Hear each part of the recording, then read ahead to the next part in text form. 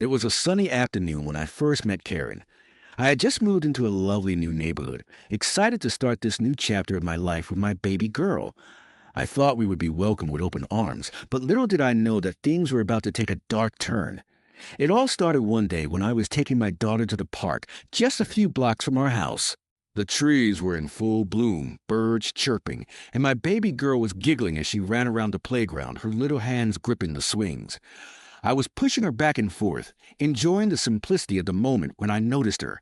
A woman with a stern expression, dressed in a cardigan and holding a clipboard, was watching us from a distance. She was staring at us, and it made me uncomfortable. I smiled at her, hoping for a friendly exchange, but she just narrowed her eyes at me and walked over. "Excuse me," she said in a cold tone. "You're not allowed to have your child playing here without proper supervision." I was taken aback. I was right next to her, keeping an eye on her every move. "I'm supervising her," I replied, feeling my patience slipping.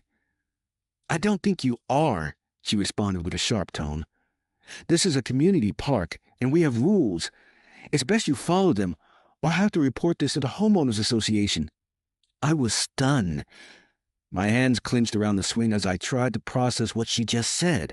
I wasn't breaking any rules. I was simply being a mother, enjoying time with my child. But her harsh demeanor and the coldness in her voice made it clear this wasn't a simple misunderstanding. This was Karen, a self-proclaimed enforcer of the HOA's every petty rule. From that day forward, Karen seemed to be everywhere. Every time I stepped out of my house, she was lurking nearby, watching my every move. I'd be walking my daughter to the car and she'd be peering from behind her curtains.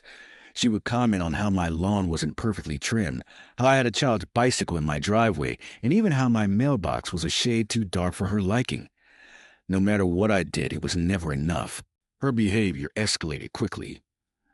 One morning, I received a letter in my mailbox from the HOA, written in Karen's unmistakable handwriting.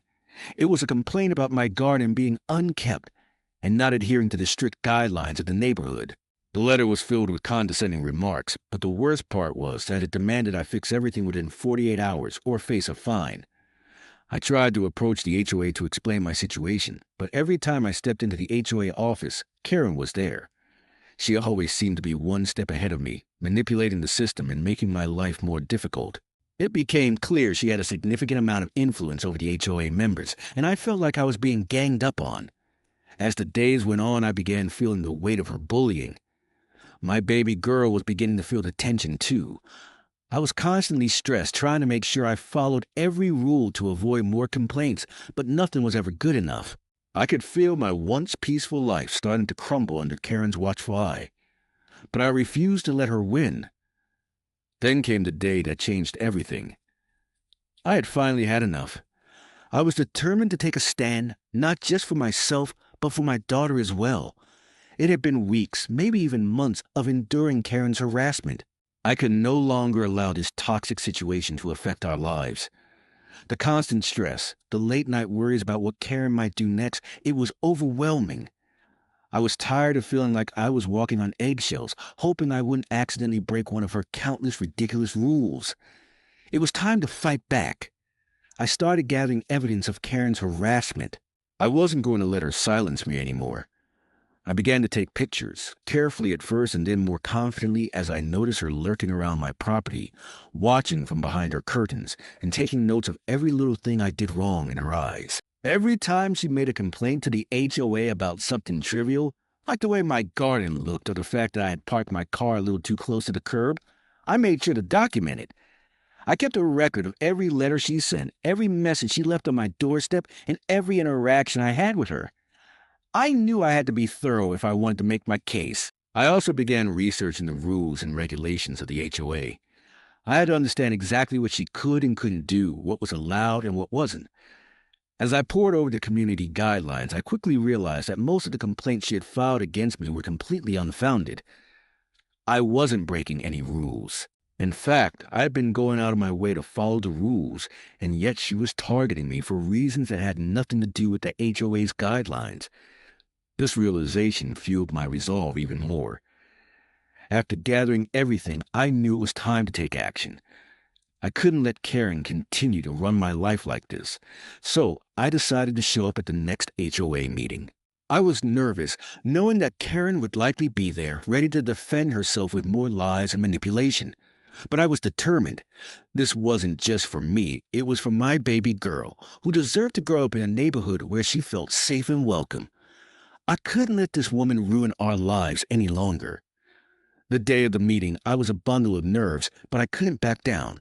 As I sat in the crowded room, watching Karen smile smugly at the other board members, I felt my stomach churn. But I couldn't let that stop me. When my turn came to speak, I stood up, my heart racing in my chest. I walked to the front of the room, feeling all eyes on me. The board members, the neighbors, everyone was watching. But I didn't let the fear take over. I had prepared for this moment, and now it was my time to tell my story. With my voice steady but firm, I recounted everything Karen had done, how she had made me feel like an outsider in my own neighborhood, how she had constantly harassed me over the smallest of things, and how I had become a prisoner in my own home because of her. I told them about the countless letters I had received, the complaints that made no sense, and the way she had tried to control every little aspect of my life.